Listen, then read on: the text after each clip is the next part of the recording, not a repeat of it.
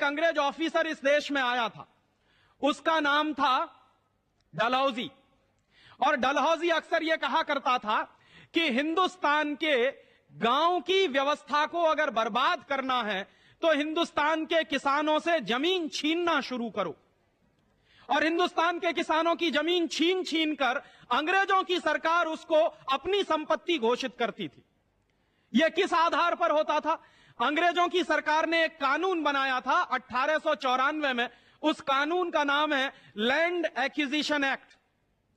वो जो land acquisition act था वो अंग्रेजों की सरकार ने बनाया था हिंदुस्तान के गांव के किसानों की जमीनें छीनने के लिए, और वो जमीनें अंग्रेजों की सरकार की संपत्ति घोषित करने के लिए। दुर्भाग्य से 1894 में जो कानून इस देश में बनाया गया वो आजादी के 50 साल में भी चल रहा है। जिस तरह से अंग्रेजों की सरकारें हमारे देश के गांव के किसानों की जमीनें छीनती थी और गांव वालों को मारकर पीटकर जबरदस्ती उनसे जमीन के हस्ताक्षर कागजों पर करवा लिए जाते थे, ठीक वैसा ही धंधा आज भी इस देश में चल रहा है। आज क्या चल रहा है?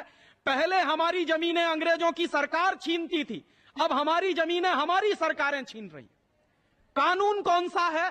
1894 का लैंड एक्विजिशन एक्ट। उस जमाने में क्या होता था?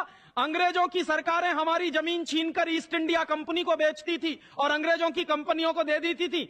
आज भी हमारे देश के गांव-गांव की जमीनें छीनकर विदेशी कंपनियों को बेची जा रही है।